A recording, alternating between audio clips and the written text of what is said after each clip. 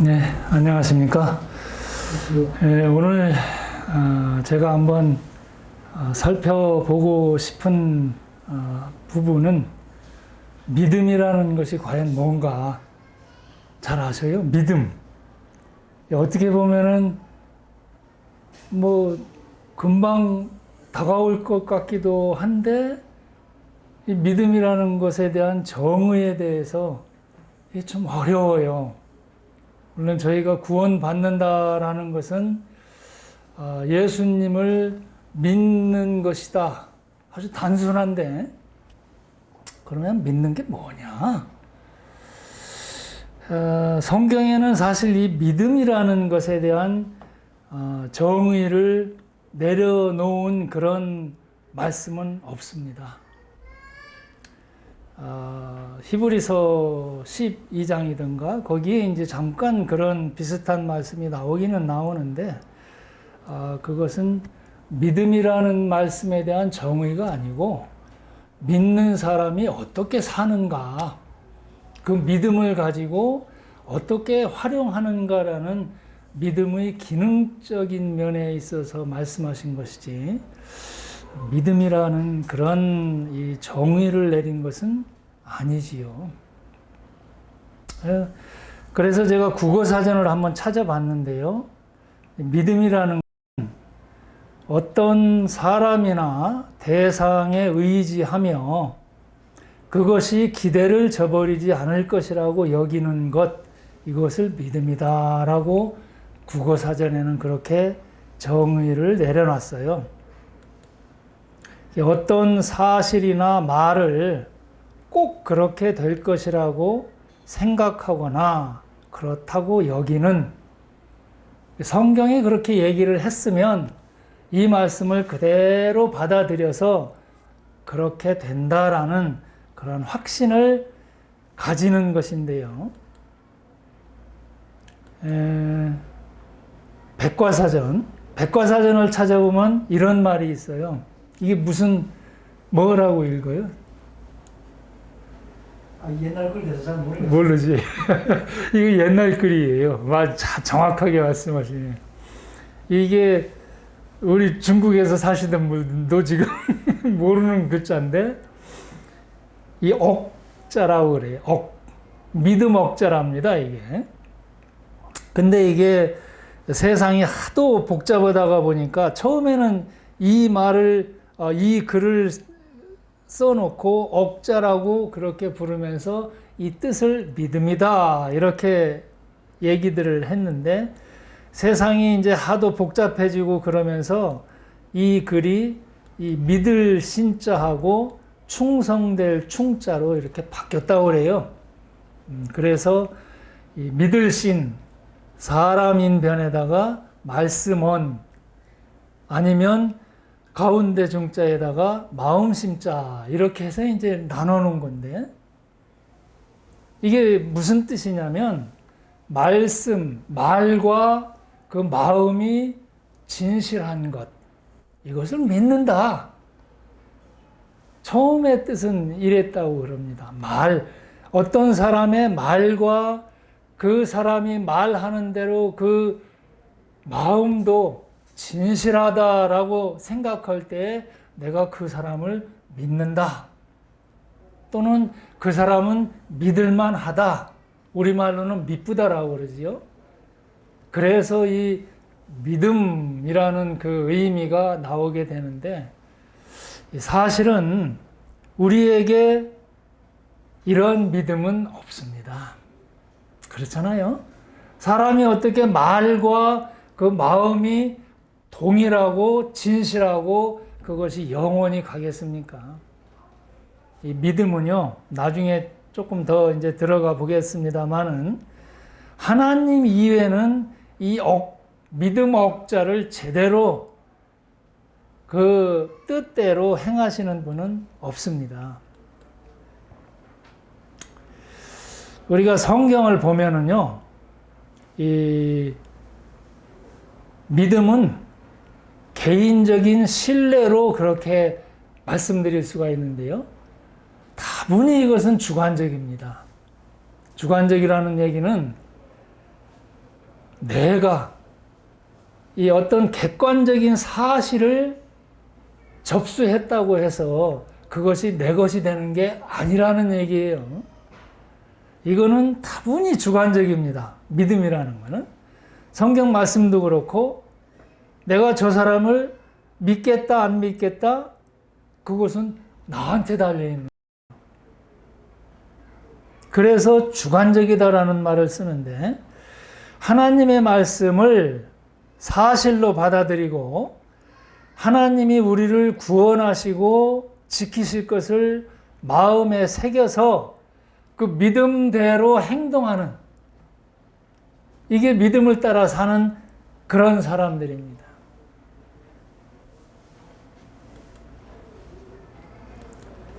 히브리서의 11장이네요. 믿음은 바라는 것들의 실상이요 보지 못하는 것들의 증거다. 그래서 우리가 비록 우리 눈에 바라 보이지는 않지만 우리 눈에 보이는 것을 믿는다? 사실 그거는 믿는 게 아니죠. 그냥 확인하는 거지. 믿음은 바라는 것들의 실상이고 보지 못하는 것들의 증거다. 또 믿음으로 모든 세계가 하나님의 말씀으로 지어진 줄을 우리가 아나니 보이는 것은 나타난 것으로 말미암아 된 것이 아니다.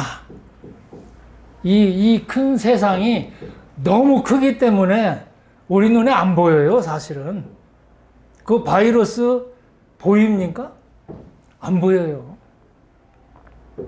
그 우주가 얼마나 큰지 그 우리 눈에 한눈에 그냥 일별해서 볼 수 있는 이런 능력은 우리에게 없어요.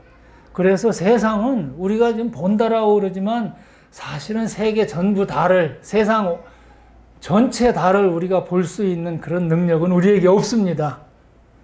이것이 하나님에 의해서 지어졌다는 그 사실을 우리가 믿을 때 하나님이 어떠한 분이시라는 걸 알고 하나님께 의지할 수 있는 그런 능력이 생기는 거지.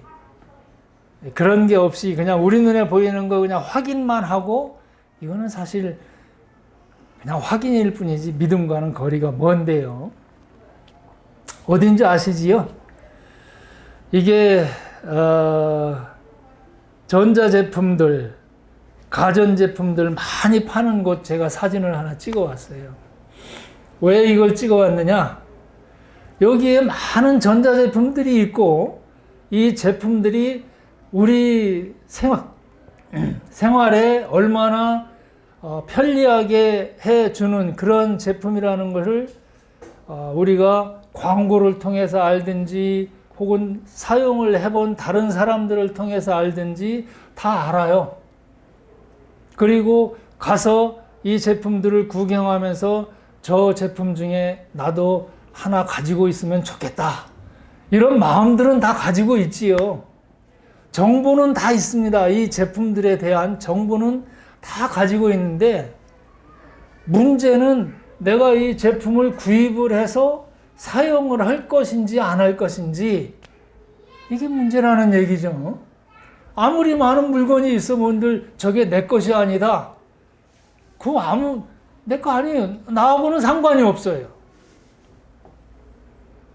왜 이런 말씀을 드리느냐?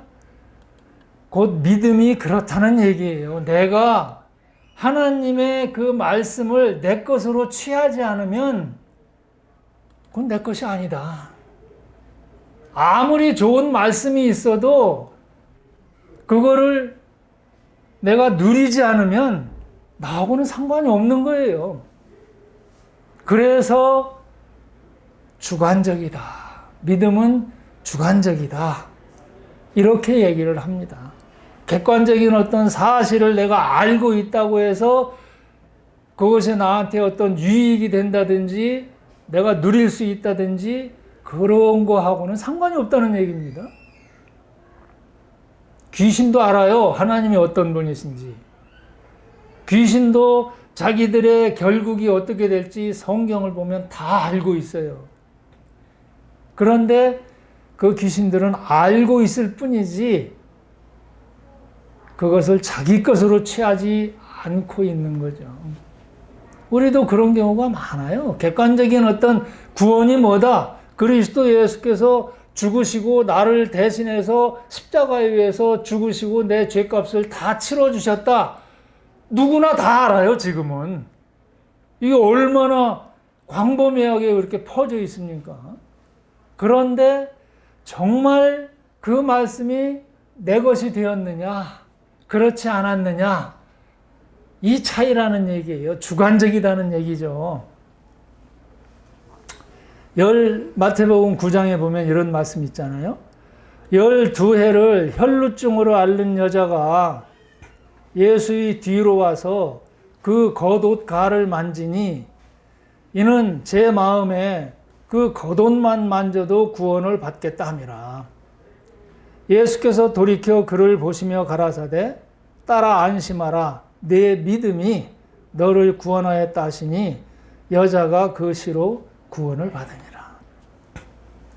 예수님께 가서 그 예수님이 많은 병자들을 고치고 못 고치는 병이 없는 분이다라는 것은 소문에 들어서 알았어요. 여자도.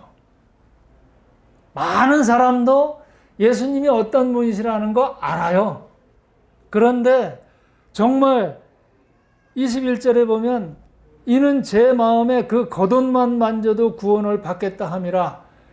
갑니다. 예수님을 향해서 정말 내 병을 고쳐주실 수 있을지 어쩔지 의심도 가기는 하겠지만 그 믿음을 모든 사람들이 구원받고 병에서 고침을 받는 이 광경을 보고 자기도 갑니다. 그래서 만졌잖아요. 12해를 혈루증으로 앓는 여자가 예수의 뒤로 와서 그 겉옷 가를 만졌어요.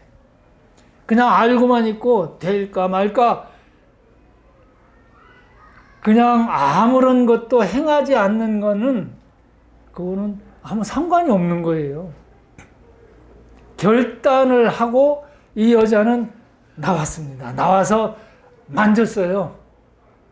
예수님하고 딱 접촉을 했더니 그 병이 나았습니다. 그런데요, 중요한 게 뭐냐면 여기서 중요한 게 이걸 한번 보십시다. 이게 뭐예요? 이런 거 보신 적 있어요? 이게요, 지중해에서 보면 저는 배를 타서 이런 부분들에 대해서 많이 실감을 하는데 아프리카 쪽에서 기근과 또 정치적인 그런 어려움 때문에 못 살아가지고 이 사람들이 지금 도망치는 거예요. 저 이태리, 보통 이태리로 가죠. 이태리, 스페인 이런 쪽으로 도망가다가 더 이상 기름도 떨어지고 배가 지금 너무 많은 사람이 타가지고 배가 전복하는 실제 장면이에요. 실제로 이래요.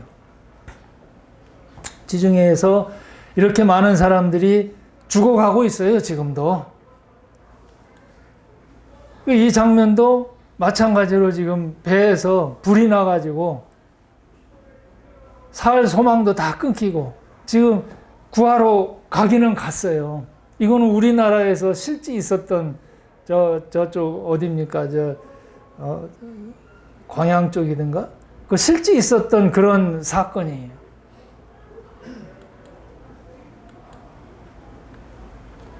잘 아시죠? 뭐예요? 세월호예요, 세월호. 세월호. 참, 저는 배 탔던 사람으로서 이게 참 이해가 안 되는 그런 일인데, 배가 끼우러지면 나와야 돼요. 왜 그 안에 있었는지, 그거 참 이해는 안 되는데, 이 세월호예요. 얼마나 많은 사람 죽었습니까? 이걸로 정치 판도가 다 바뀌어버릴 그 정도인데, 이럴 때 우리에게 필요한 게 뭐냐? 뭐겠어요? 뭐겠어요? 예. 이거 하나만 있으면, 어? 이거 하나만 있으면 사는데, 참, 우리가 알아야 될 게, 우리 인생이 어떤 상황이다. 이거 알아야 되잖아요. 다 물에 빠져서 죽는 상황이에요. 누구 하나 여기서 살아날 수 있는 그런 능력이 있는 사람은 없어요. 이거 하나 있으면 되는데. 하나님 말씀이죠. 하나님 말씀. 이 말씀만 있으면 되는데 이게요. 주관적이라는 것은 내가 그 말씀을 믿고 그 생명줄을 잡을 것이냐 안 잡을 것이냐. 아무리 생명줄이 내 옆에 내려와 있어도요. 내가 이거 안 잡으면 말짱 헛겁니다. 잡을 것이냐 안 잡을 것이냐. 이게 문제인데요. 이 믿음이 어디에서 오는가? 이 믿음은요. 하나님의 선물이라고 그랬어요. 나한테서부터 믿음이 온다? 내가 믿습니다 한다고 믿어지나요? 그거 아니잖아요. 믿습니다. 안 믿어지니까 이제 그러는 건데, 그거 어떻게 생각하면은요, 하나님 세뇌시키는 그런 일이에요. 안 믿어지는데, 그냥 내 마음 가운데 어떤 그냥, 신뢰를 가지기 위해서, 내 마음을 세뇌시키고, 하나님을 세뇌시키고, 내가 믿으니까 하나님 알아서 해주셔야 돼요. 나 믿습니다, 하나님. 하나님 세뇌시키려는 그런 사람들 많잖아요. 믿음은 어디에서 오는가?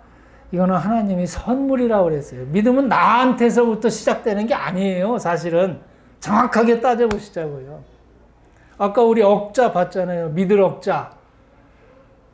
말과 그 마음이 진실된 누구예요? 그 하나님이시죠. 하나님 위에는 그 말한 대로 그대로 행하시는 분이 없어요. 사람은. 그래서 죽어요. 그 진실하지 못하기 때문에 죽어요. 믿음이 없기 때문에. 하나님만이 그 말씀과 그 행하시는 모든 행동, 이게 진실하시기 때문에 그 하나님을 내가 믿는 거예요. 그 하나님이 어떤 분이시다라는 걸 하나님이 말씀하시고 직접 역사를 통해서 보여주신 것, 이게 성경입니다. 그 성경 가운데서 어떤 분이시라는 걸 나타내 주신 거예요. 우리가 그 성경이 없으면 뭘 보고 하나님을 믿고 내가 어떻게 행동할 것인지 이게 나옵니까? 그 성경을 통해서 1600년이라는 긴 기간 동안을 하나님이 기록하게 하시고 하나님이 그 성경을 통해서 어떤 일을 행하셨는가를 보여주셨어요. 헬라어에도 보면 이 믿는다라는 게 설득한다. 여기서부터 나왔어요. 하나님이 어떤 분이시라는 걸 알게 해주시고 나타내 주시고 보여주셔서 자, 쫙 펴놓고 믿을래 안 믿을래. 믿음은요 하나님의 선물이에요. 하나님으로부터 나온 거예요. 그 말씀을 신뢰할 만한가 그렇지 않은가 이걸 보고 그 말씀에 나를 의지하고 붙들고 있는 것이지, 내 마음은요 내 감정에 따라서요 바뀌어요. 어떤 때는 믿는 것 같고 어떤 때는 아닌 것 같고, 그래서는 안 된다는 얘기죠. 믿음이라는 거는 하나님의 말씀에 뿌리를 내리고 근거하지 않으면 우리는 흔들릴 수 있어요. 하나님의 선물입니다. 믿음은. 또 가라사대 이러함으로 전에 너희에게 말하기를 내 아버지께서 오게 하여 주지 아니하시면 누구든지 내게 올 수 없다 하였노라 하시니라. 하나님이 이끌어 주시고 하나님이 열어서 보여주시고, 그게 계시지요. 계시 열어서 보여준다. 하나님이 어떤 분이신지 쫙 지금 이렇게 텔레비에 나오듯이 이런 말씀을 가지고 쫙 보여주시는 성경을 통해서 우리에게 또 역사를 통해서 또 온 자연 우주를 통해서 우리에게 하나님을 보여주시는 그 보이는 하나님을 내가 얼만큼 믿느냐, 이거에 따라서 내 운명이 좌우되는 겁니다. 믿음의 대상이 누구냐, 이거죠. 믿음은 나한테서 나오는 거 아닙니다. 이 믿음의 대상, 여기에서부터 시작이 되는 거죠. 누구를 믿느냐, 무엇을 믿느냐에 따라서 생사가 결정이 됩니다. 그런데 그 믿음의 대상은 반드시 신뢰할 대상에 두어야만 사는 거죠. 믿음의 크기나 종류에 있는 것이 아닌 거죠. 질이 문제죠. 질. 사도행전 20장 21절을 보면 이런 말씀이 있습니다. 유대인과 헬라인들에게 하나님께 대한 회개와 우리 주 예수 그리스도께 대한 믿음을 증거한 것이라. 이게 사도들이 한 일이에요. 교회에서 해야 될 일이에요, 이게. 하나님에 대한 회개. 내가 하나님을 잘못 생각하고 있었구나. 내 마음대로, 내 기준에 따라서 하나님을 생각해왔던 이런 것들, 하나님에 대한 잘못된 그 생각을 바꾸고, 이게 하나님에 대한 회개입니다. 성경을 통해서 하나님이 어떤 분이신지를 알고 보니까 얼마나 하나님이 나를 위하시는 분인지. 하나님 없으면 내가 안 되겠구나. 하나님은 자기 아들을 아끼지 아니하시고 우리 모든 사람을 위하여 내어주신 그런 크신 사랑의 하나님이신데, 그 하나님에 대해서 내가 잘못 생각하고 내 목적, 내 기대, 내 행복, 이런 것만을 주시는 하나님이신 줄 알고 거기 붙들려고 하고 잘못 생각해왔구나. 하나님은 정말 진정한 행복이 무엇인지, 하나님은 한 번 말씀하시면 그 말씀을 바꾸지 아니하시고 그대로 성취해 나가시는 그런 하나님이시구나. 그러한 하나님에 대한 회개, 또 우리 주 예수 그리스도에 대한 믿음을 증거하기 위해서, 그래서 교회가 있는 것이고, 그래서 이스라엘이 있었던 것이고, 그렇습니다. 믿음에 대한 대상이 누구냐? 또 하나를 보여드리는데요. 불쌍하게 됐습니다. 참. 이것도 뭐 만들어낸 그런 그림이 아닙니다. 배가 지금 파선이 되고 모든 사람들이 지금 어쩔 줄을 모르고 거기서 헤매고 있었는데요. 이렇게 헤매고 있습니다. 살려달라고. 이게 우리예요. 하나님 없는 인생이 어떻고, 우리 다 시한부 인생 아닙니까? 그래서 병원에서 의사가 환자한테 선고한 그런 시한부가 아니라 우리는 이미 날 때부터 시한부로 태어났어요. 이 오염된 세상에서요, 이 오염된 세상에서 태어나서 오염된 세상의 가치관을 가지고 살다가 오염된 그런 물질들이 들어가는 곳으로 그냥 들어가도록, 요렇게 우리는 시한부 인생으로 그냥 길어봐야 100년 다 시한부예요. 언제 숨 멎을지 알 수 없는 그런 상황에서 이 사람은 지금 살려달라고 외치고 있는데, 우리에게도 살려주세요 하나님, 이런 외침이 필요한 거죠. 지쳐 있어요, 어떤 사람. 우리에게 우리를 구원해주고 우리를 살려줄 수 있는 어떤 것이 무엇이겠습니까? 이게 뭐예요? 그래도 나는 조금이라도 힘이 있어, 나는 헤엄칠 수 있어 라고 지금 사람 살리겠다고 지금 헤엄쳐가지고 왔잖아요. 얼마 있으면 다 죽어요. 우리가 바라고 기대해야 될 게요, 목사님이 아닙니다. 사람 믿는 거 아니에요. 우리 사람 믿었다가는 큰 일 납니다. 열심히 이 사람은 나름대로 선행을 하겠다고 헤엄쳐 왔지만, 헤엄쳐서 구해주러 왔지만 믿을 수 없잖아요. 힘 빠지면 둘 다 가요. 필요한 게 그래요. 이 구명환, 이 라이프 V 구명환인데, 이 구명환을 보면은요, 다행히 그래도 구명환을 보고 물에 빠진 사람이 이 구명환을 향해서 옵니다. 그런데요, 이 구명환도요, 그냥 망망대해에서 구명환 하나만 보고 그냥 그거에 의지하면은요, 방향이 없어요. 어디로 갈지를 몰라요. 그 바다가 얼마나 큰지, 밤이고 낮이고 아무리 배로 가도요, 태평양 하나에 지나가려면 보름씩 걸려요. 보름씩. 그 넓은 바다에서 구명환 하나 붙잡았다고 살 수 있느냐? 우리가 어떤 구원이 뭐다라는 그 구원의 원리, 이거는 알 수 있어요. 지적인, 지식적인 우리의 지식을 가지고 알 수 있습니다. 이 구명환이 어떻게 보면 그런 거예요.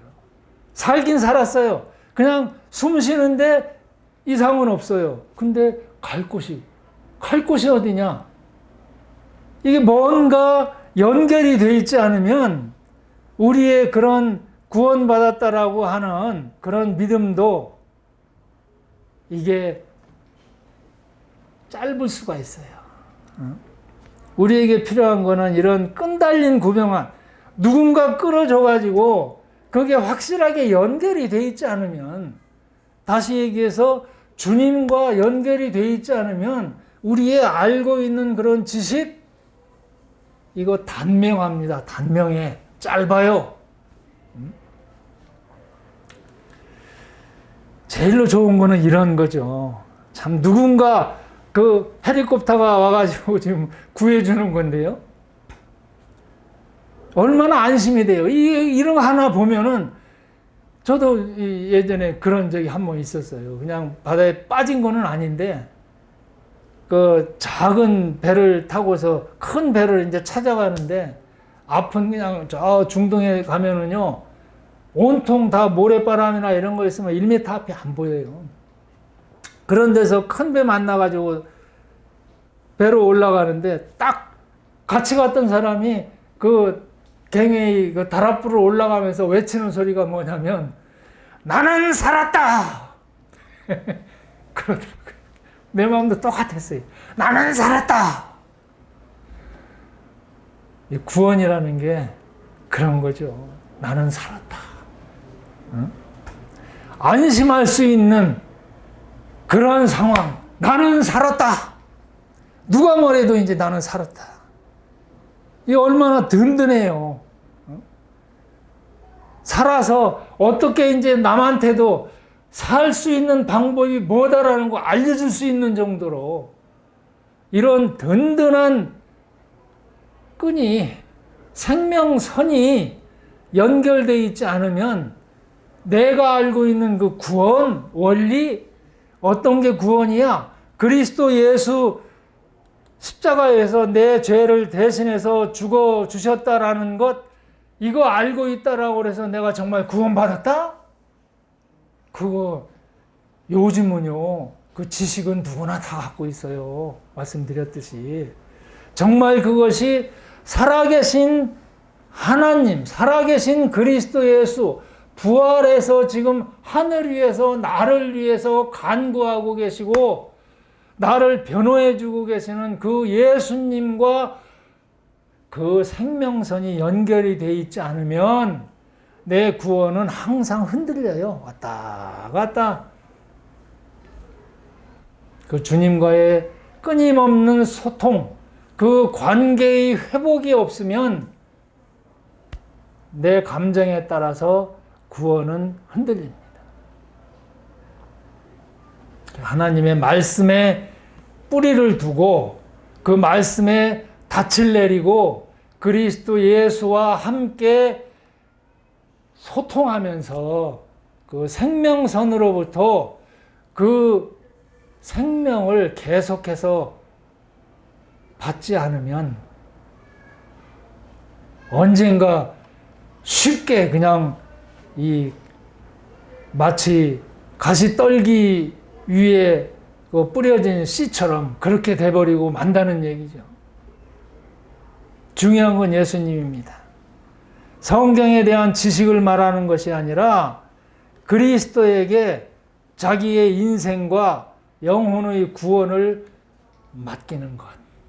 이게 우리의 믿음이 되어야 되고 이것으로 인해서 우리가 구원받았다, 나는 살았다라는 그런 고백이 있지 않으면 이게 좀 곤란한 거죠.